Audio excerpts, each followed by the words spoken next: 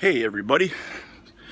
So I'm out here doing a little bit of work and it hit me.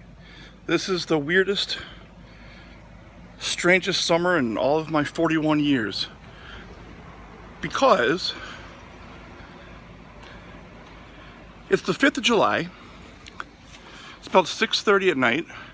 It's, I don't know, 80 something degrees out here. Not a single cicada this year. None.